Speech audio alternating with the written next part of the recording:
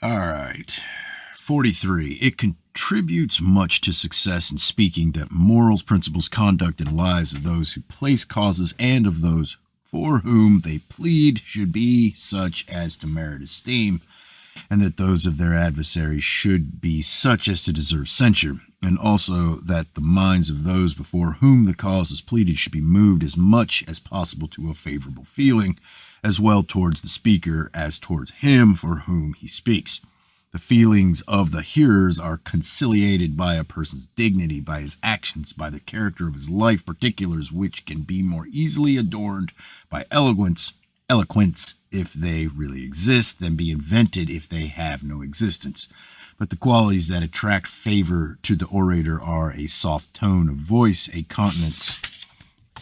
expressive of modesty, a mild manner of speaking, so that if he attacks anyone with severity, he may seem to do so unwillingly and from compulsion. It is of peculiar advantage that indications of good nature, of liberality, of gentleness, of piety, of grateful feelings, free from selfishness and avarice, should appear to him in everything that characterizes men of probity and humility, not acrimonious or pertinacious, nor litigious, nor harsh, very much conciliates benevolence and alienates the affections from those in whom such qualities are not apparent. The contrary qualities of these, therefore, are to be imputed to your opponents. This mode of address is extremely excellent in those causes in which the mind of the judge cannot well be inflamed by ardent and vehement incitation.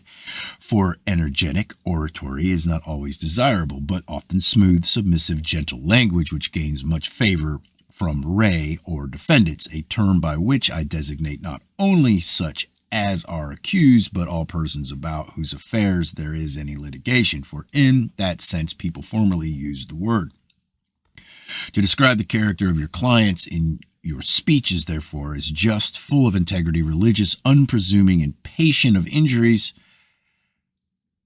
has an extraordinary effect, and such a description, either in the commencement or in your statement of facts or in the peroration, has so much influence, if it is agreeably and judiciously managed, that it often prevails more than the merits of the cause. Such influence, indeed, is produced by a certain feeling and art in speaking, that the speech seems to represent, as it were, the character of the speaker. For by adopting a peculiar mode of thought and expression united with action that is gentle and indicative of amiableness, what is that word? A-M-I-A-B-L-E-N-E-S-S, amiableness. Such an effect is produced that the speaker seems to be a man of probity, integrity, and virtue. 44. To this mode of speaking we may subjoin the opposite method, which moves the minds of the judges by very different means, and impels them to hate or to love or envy or benevolence or fear or hope or desire or abhorrence or joy or grief or pity or severity, or leads them to similar emotions of mind. It is desirable, too, for the orator that the judges may voluntarily bring to the hearing of the cause some feelings in their breasts favorable to the object of the speaker. For it is easier, as they say, to increase the speed of him that is already running than to excite to motion him that is torpid.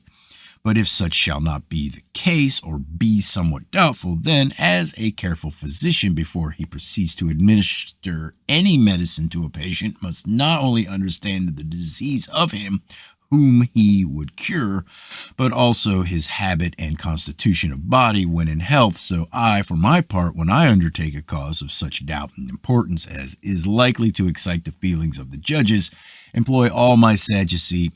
on the care and consideration of ascertaining as skillfully as I can what their sentiments and opinions are, what they expect, to which side they incline, and to what conclusion they are likely to be led with the least difficulty by the force of oratory. If they yield themselves up and, as I said before, voluntarily incline a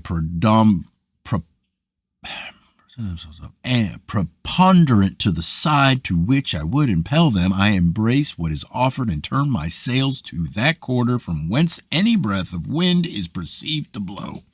But if the judge is unbiased and free from all passion, it is a work of greater difficulty, for every feeling must then be moved by the power of oratory without any assistance from nature. But so great are the powers of that which was rightly